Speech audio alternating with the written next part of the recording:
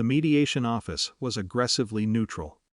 Neutral walls, neutral chairs, neutral expressions, even the lighting felt designed to prevent drama. Nothing in the room belonged to anyone, which was presumably the point. Conflict, but sanitized. I arrived early. Not out of anxiety, just habit. Preparation had always been my preferred substitute for comfort. My sister came in a few minutes later, offering a tight smile that hovered somewhere between politeness and exhaustion. We had barely spoken in months, yet neither of us acknowledged that absence. Then he walked in. My father carried the room the way he always did, not loudly, not theatrically, but with the quiet confidence of someone accustomed to being deferred to. He nodded at the mediator, shook hands, settled into his chair like a man attending a meeting rather than participating in a dispute. No one mentioned history. That came later. We began with procedural language. The mediator spoke in calm, buffered sentences about fairness, resolution, mutual understanding, words designed to lower emotional temperature. My father listened patiently. Then, when invited to speak, he leaned forward slightly. "I'll be direct," he said. Of course he would be. "My daughter," he continued, gesturing toward me with an open palm, "has been unjustly enriched." The phrase hung in the air with peculiar weight.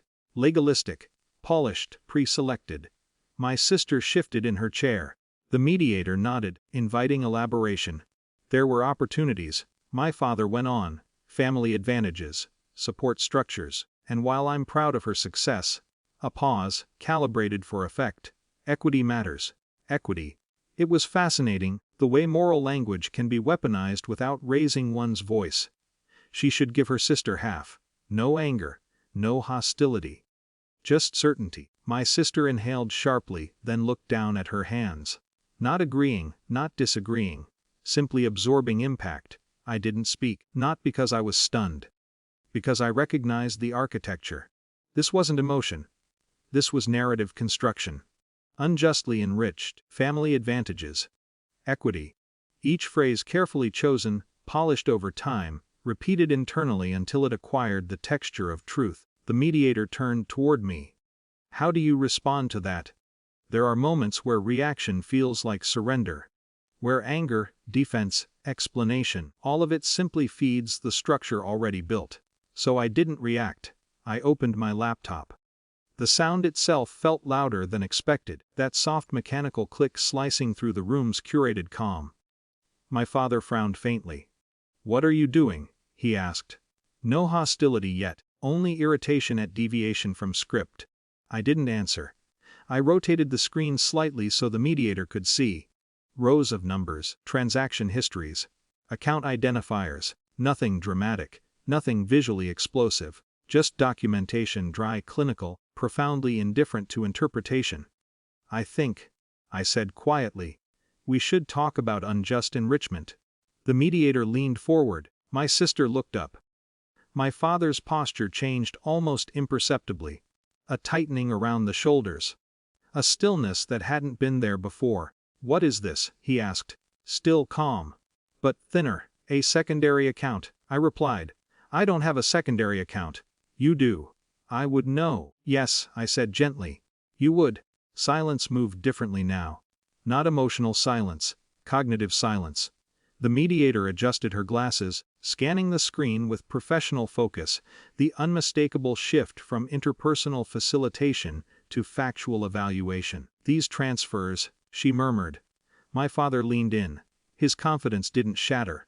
It eroded, gradually. Like certainty encountering friction. He stopped. Recalibrated. "Oh, business activity. Personal expenditures." I corrected. "I never." "The timestamps are tied to the property liquidation." Another pause, this one heavier.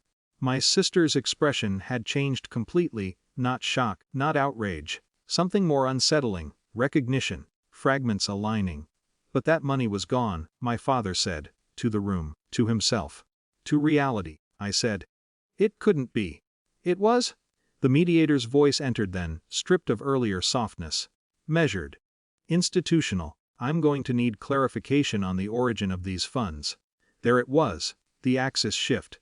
Not family conflict anymore, Process, policy, structure. Authority doesn't arrive with drama. It arrives with procedure. My father leaned back slowly. For the first time in my life, he looked smaller, not diminished. Just no longer occupying the role he had assumed. "This is unnecessary," he said. But the room had already moved past persuasion. Facts are notoriously immune to tone. No one celebrated. No one accused. The session didn't explode into confrontation or confession. It simply altered. The conversation reassembled itself around different gravity. Different questions. Different definitions of fairness. When we finally stood to leave, my sister avoided both of us. My father didn't look at me. And I felt no triumph. Only a strange, quiet fatigue. Hypocrisy exposed doesn't repair anything. It just changes what can no longer be convincingly denied.